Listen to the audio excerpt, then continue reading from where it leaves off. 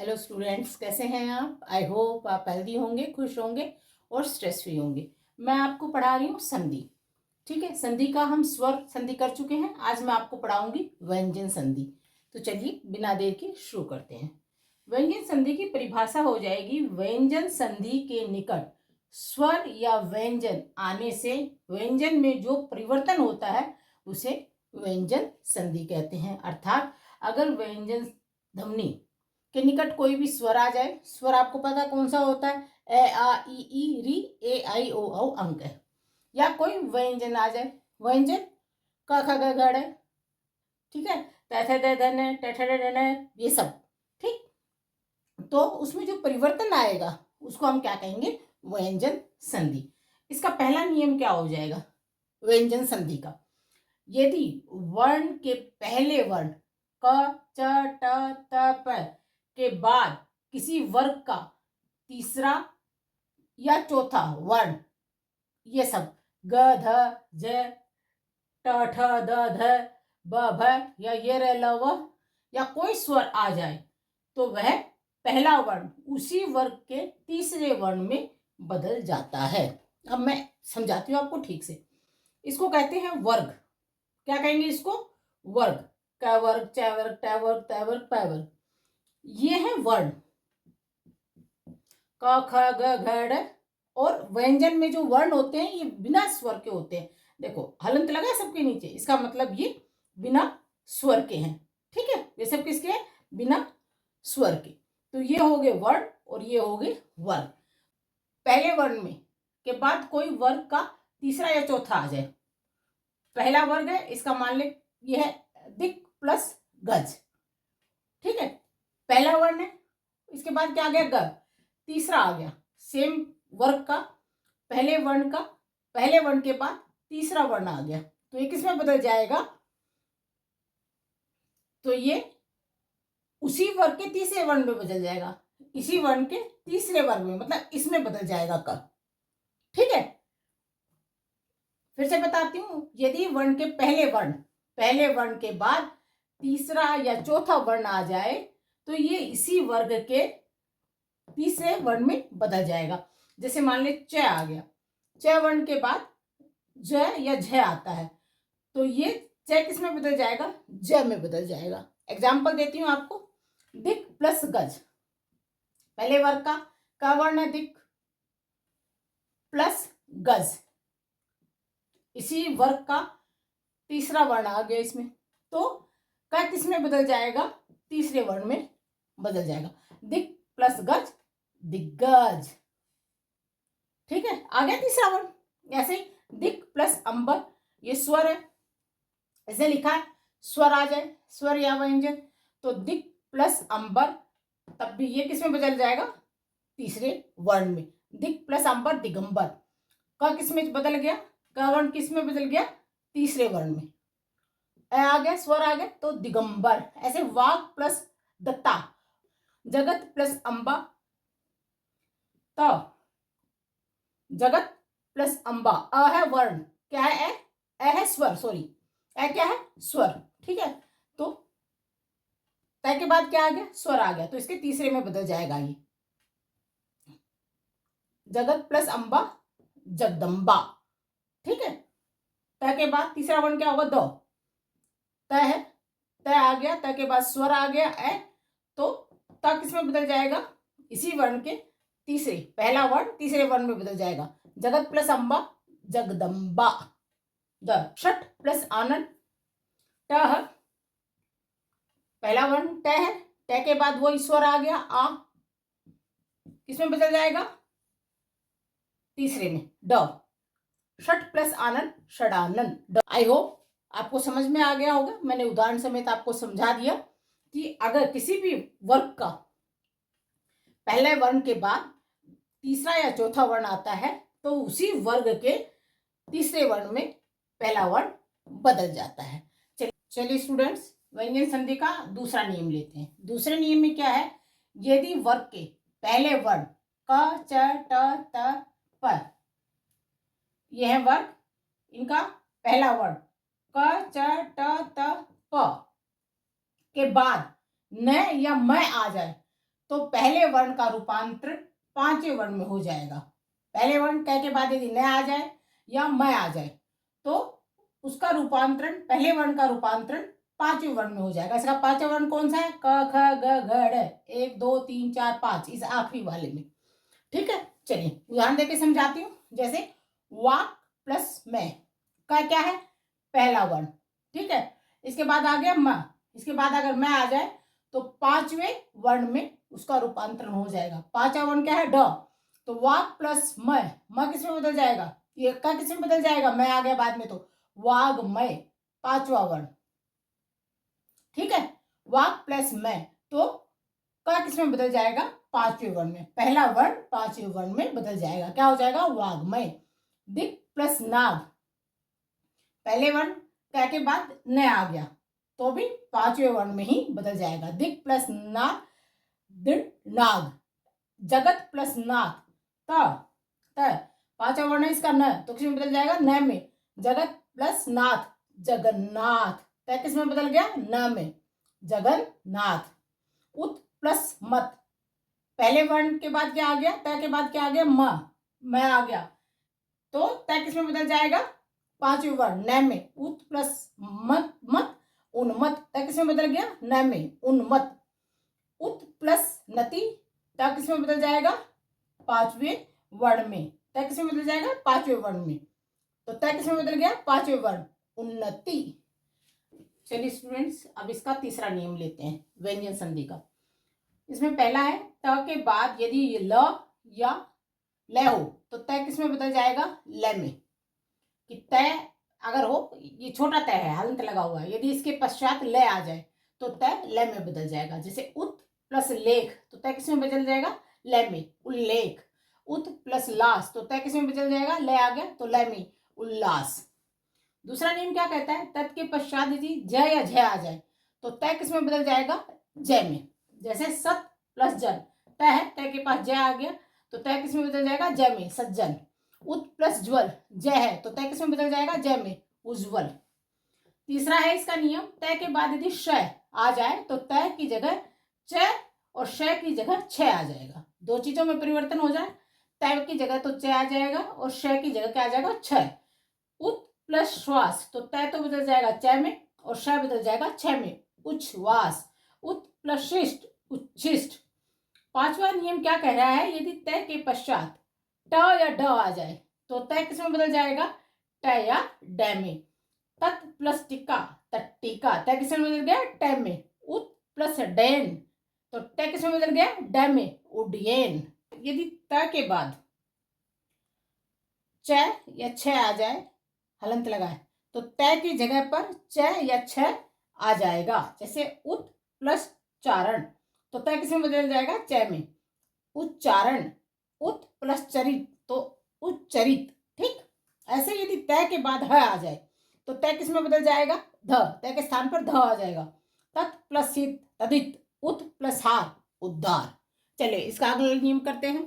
चलिए स्टूडेंट्स, व्यंजन संधि का चौथा नियम लेते हैं, छ संबंधी नियम। ठीक है, यदि किसी स्वर के बाद छ आ जाए तो छ के स्थान पर च आ जाता है। ठीक है, जैसे अनु प्लस छेद, तो च से पहले क्या आ जाएगा? च, अनुच्छेद। छत्र प्लस छाया, तो छ से पहले क्या आ जाएगा? च, छत्र छाया। वि प्लस छेद, विच्छेद। पांचवा नियम है, यदि मैं के बाद क से मैं तक कोई भी व्यंजन आए तो मैं उस व्यंजन के पांचवें वर्ण में बदल जाएगा। सम प्लस कल्प, तो मैं हट जाएगा और न की बिंदी लग जाएगी। संकल्प। अहम प्लस कार, अहंकार। इसका छठा नियम है कि न किस में बदलता है? ण में। री र श से परे, मतलब इनको छोड़कर न किस में बदल जाएगा? ण में। जैसे परि प्लस नाम, न किस में बदल जाएगा? परिणाम। प्र प्लस मान, मैं किस में बदल जाएगा? ण में, प्रमाण। ऐसे ही सातवां नियम है, स से पहले यदि ऐश्वर आ जाए या आस्वर आ जाए तो जो स है वो श में बदल जाता है। ठीक है, जैसे अभी प्लस शेख, इसमें कौन सा स्वर लगा है? छोटे ई की मात्रा लगी है, किसमें? भ में, भी है ना, तो कौन सी मात्रा लगी है, भ प्लस ई, भी बनता है। तो कौन सा स्वर आ गया, ई स्वर आ गया। तो ये किस में बदल जाएगा, श किस में बदल जाएगा, श में। तो अभी प्लस शेख, अभिषेक। वी प्लस सम, व में किसकी मात्रा लगी है, छोटे ई की, व प्लस छोटा ई वी बनता है, तो ई स्वर है इसमें। तो वी प्लस सम क्या हो जाएगा, स किस में बदल जाएगा, श में, आ गया विषम। लेकिन इस नियम के कुछ अपवाद भी हैं, मैं वो और डिस्कस करती हूँ आपके साथ। का नियम क्या था हमारा, मैंने आपको नियम कराया था, स से पहले यदि आ से भिन्न स्वर आ जाए तो स श में बदल जाएगा। लेकिन इसमें अपवाद क्या हो गया, जैसे अनु प्लस सरण, तो इसमें स श में बदलना चाहिए, लेकिन इसमें स श में नहीं बदलेगा। अनु प्लस सरण, अनुसरण, स्वर इसमें लगा हुआ है, ऊ की मात्रा लगी है, स्वर है। न प्लस ऊ, तो क्या बना है, नू। ठीक है, ये ऊ क्या है, स्वर है, लेकिन इसमें हम स को श में नहीं बदल रहे हैं, ये इस नियम का अपवाद है। अनु प्लस सरण, अनुसरण। ऐसे अनु प्लस स्वर, नियम के हिसाब से तो स को श में बदलना चाहिए, लेकिन अनु प्लस स्वर, अनुस्वर। वी प्लस स्मरण, स को किस में बदलना चाहिए, नियम के हिसाब से श में, लेकिन हम इसमें इसको परिवर्तित नहीं कर रहे हैं, हम विस्मरण ही लिख रहे हैं। ये इस नियम के कुछ अपवाद हैं। चलिए, आपका व्यंजन संधि खत्म होता है। अब मैं आपको पढ़ाऊंगी विसर्ग संधि किसे कहते हैं। चलिए स्टूडेंट्स, संधि में हमने संधि के दो प्रकार कर लिए हैं। हमने कर लिया स्वर संधि, व्यंजन संधि, लास्ट है विसर्ग संधि। विसर्ग संधि की परिभाषा क्या हो जाएगी, विसर्ग के पश्चात स्वर या व्यंजन आने पर विसर्ग में जो परिवर्तन आता है उसे विसर्ग संधि कहते हैं। विसर्ग के पश्चात स्वर आ जाए या व्यंजन आ जाए तो विसर्ग में जो परिवर्तन आएंगे, जो चेंजेस आएंगे, उसे विसर्ग संधि कहते हैं। विसर्ग का चिन्ह कैसे होता है, ये वाला, इसको कहते हैं विसर्ग। जैसे अध, इसके पीछे अगर विसर्ग लगा दे तो क्या हो जाएगा, अधः, है की आवाज आएगी इसमें से। ठीक है, तो कहते हैं कि विसर्ग के पश्चात स्वर आ जाए, स्वर मतलब ए आ ई ई री, ए आई ओ औ अंग अह, और व्यंजन आ जाए। व्यंजन कौन से हो गए, क वर्ग, त वर्ग, च वर्ग, का ख ग घ च छ ज ज़, ट ठ ड ढ, ये सब हो जाएंगे व्यंजन। तो कहते हैं विसर्ग के बाद अगर स्वर आ जाए या व्यंजन आ जाए तो विसर्ग में कुछ परिवर्तन आ जाते हैं, उसे हम कहेंगे विसर्ग संधि। अब इसका पहला नियम लेते हैं ओ। विसर्ग के पूर्व मतलब विसर्ग से पहले, ये विसर्ग लगा है, इसके पहले ये शब्द हो गया। ठीक है, ये शब्द नहीं, वर्ण हो गया। ठीक है, यदि ए हो और बाद में ए हो, पहले भी ए हो और जो हम इसमें संधि जोड़ेंगे उसमें भी ए हो, या किसी वर्ग का तीसरा, चौथा या पांचवा वर्ण हो, या ये रलवे हो, तो विसर्ग का रूपांतरण ओ में हो जाएगा। सिंपल भाषा में बता रही हूं कि विसर्ग से पहले, जैसे मैंने अध लिखा, इसमें अ है, अ क्यों है इसमें, अध क्योंकि इसमें स्वर जुड़ा हुआ है, ध आधा है, तब इसमें यह है व्यंजन। जब हम इसमें ए स्वर जोड़ देंगे तो ये ध, ये पूरा व्यंजन बन जाए, मतलब स्वर के साथ ही व्यंजन बोले जाते हैं, बिना स्वर के व्यंजन नहीं बोले जाते। तो जब हम इसका व्यंजन बनाएंगे तो ये आधा ध है, हलंत का मतलब ये आधा है, इसमें जुड़ा हुआ ए, फिर पूरा ध बनता है, फिर स्वर के व्यंजन नहीं प्रोनाउंस किए जा सकते, बोले जा सकते। तो कह रहे हैं कि अगर विसर्ग से पहले ए है, जैसे इसमें ए आ गया, अब हम इसमें कुछ जोड़ देंगे तो उसमें भी पहला शब्द जोड़ने के बाद जो पहला शब्द इधर आएगा वो ए हो, या उसमें ये रलवे हो, या किसी भी वर्ग का कौन सा वर्ण हो, किसी भी वर्ग का तीसरा, 1 2 3, तीसरा, चौथा या पांचवा वर्ण हो, तो उसमें किसका रूपांतरण हो जाएगा, विसर्ग का ओ का रूपांतरण हो जाएगा। आई होप इतना समझ में आ गया होगा। ठीक है, अब उदाहरण देके समझाती हूँ आपको। जैसे अध प्लस गति, अध मैंने बोला कि इसमें ए जुड़ा हुआ है, स्वर जुड़ा है ए, तो पहले आ गया ए, आ गया, और गति, गति कै वर्ग का कौन सा वर्ण है, तीसरा, इसने लिखा ना, तीसरा, चौथा या पांचवा वर्ण आए तो ओ में रूपांतरण होगा। तो अध प्लस गति, तो ध में किसकी मात्रा लग जाएगी? ओ की, अधो गति। ठीक है। अगला मनह, मनह में न में भी वही, न प्लस ए है पहले, विसर्ग से पहले ए, विसर्ग से पहले ए लगा हुआ है। ठीक है, ये ए आ गया। बल, बल किस में आ जाएगा? प वर्ग में, प वर्ग में ब कौन सा होगा? प फ ब, तीसरा, तीसरा। तो किस में बदल जाएगा? मैं ओ में, ए किस में बदल जाएगा? ओ में। तो क्या हो जाएगा? मनोबल। ऐसे ही वह प्लस वृद्ध, वृद्ध आ गया, वह प्लस वृद्ध, वो आ गया, वह आ जाए तब भी किसकी मात्रा लग जाएगी? ओ की। तो वह में किसकी मात्रा लग जाएगी? ओ की। तो क्या हो जाएगा? वयो वृद्ध। आपको ये नियम अगर ठीक से समझ में आ जाएंगे तो आप विसर्ग की संधि बहुत आराम से कर लेंगे। ये इसका पहला नियम था। आई होप आपको समझ में आ गया होगा। चलिए इसका दूसरा नियम लेते हैं। विसर्ग, विसर्ग संधि का सेकंड नियम है विसर्ग का र में परिवर्तित होना। ठीक है। विसर्ग से पहले ए या आ से भिन्न कोई स्वर आए, मतलब ए आ नहीं आए, कोई और स्वर आए। ठीक है। और किसी वर्ग का तीसरा, चौथा या पांचवा वर्ण आए, तीसरा, चौथा या पांचवा वर्ण आए, या य र ल व में से कोई वर्ण हो तो विसर्ग र में बदल जाएगा। उदाहरण देती हूं। नी प्लस अर्थक, नी, न प्लस ई, ऐसे भिन्न स्वर आ गया। और यहां क्या आ गया? फिर ई किस में बदल जाएगा? ये र में, किस में बदल जाएगा? र में। ठीक है। तो क्या हो जाएगा? नी प्लस अर्थक, निरर्थक। ठीक। आगे नी प्लस धन, अब ये इसमें भी ई लगी हुई है। और धन ये कौन सा वर्ण है? ध, त थ द ध, फोर्थ, त वर्ग का चौथा वर्ण है। तो नी प्लस धन, निर्धन, इसमें परिवर्तित हो जाएगा। न के बाद क्या आ जाएगा? ये विसर्ग किस में बदल जाएगा? र में। यहाँ भी विसर्ग किस में बदल गया? र में, निरर्थक।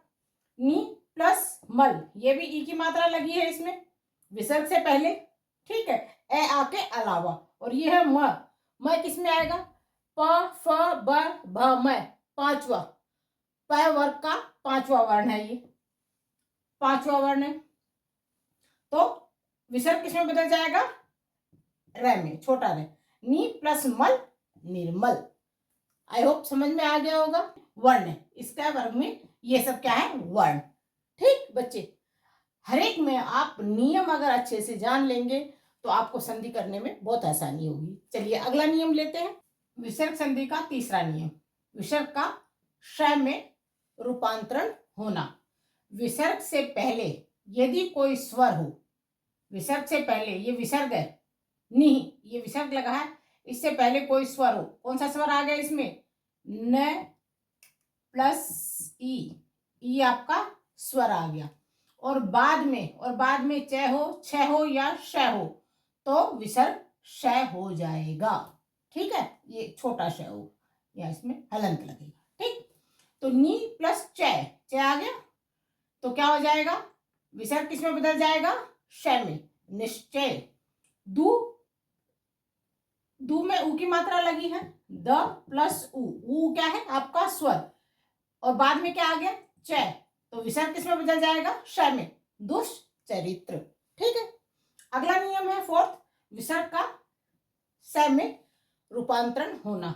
विसर्ग के बाद यदि तय या श हो, विसर्ग के बाद तय हो या श हो तो विसर्ग स में बदल जाएगा। दु प्लस तर, दुस्तर लग गया, छोटा सा। ठीक है। हलंत का मतलब छोटा सा।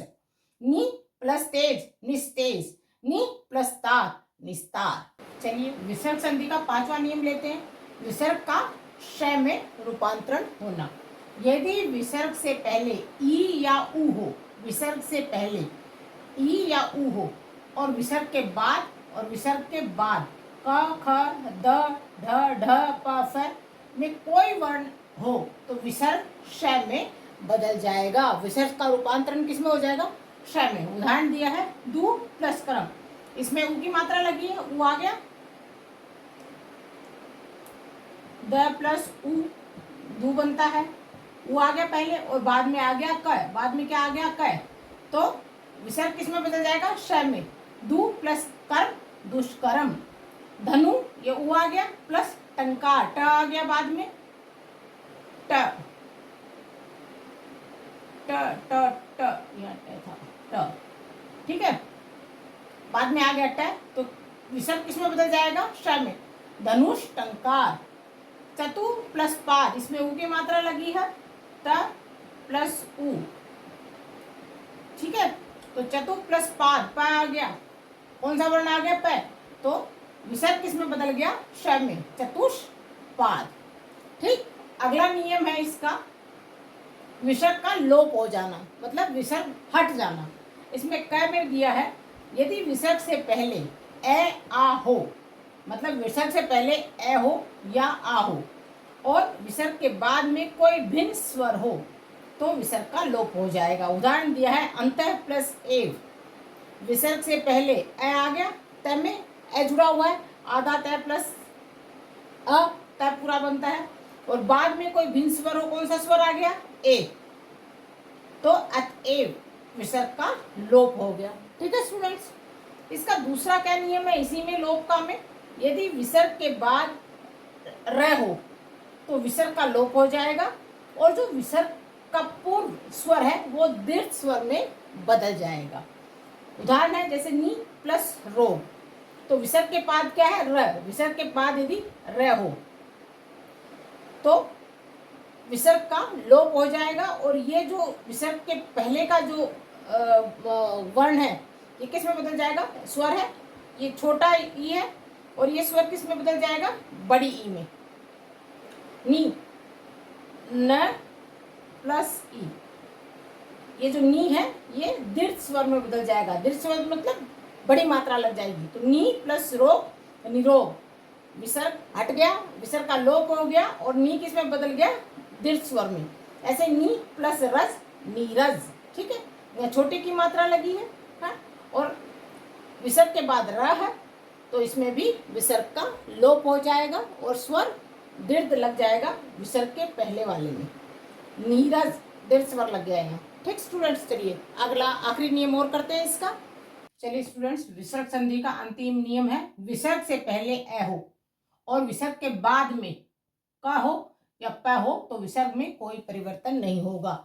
अगर विसर्ग से पहले ए आ जाए और विसर्ग के बाद में क्या आ जाए? क आ जाए या प आ जाए, तो विसर्ग हम एज इट इज रहने देंगे, उसमें कोई परिवर्तन नहीं करेंगे। उदाहरण है अंतः प्लस कर्ण, विसर्ग से पहले ए आ गया, त में त हाफ प्लस अ, पूरा तय बनता है, ठीक है, और बाद में क्या आ गया? क, तो हम विसर्ग नहीं हटाएंगे। अंतः प्लस कर्ण, कोई परिवर्तन नहीं किया हमने।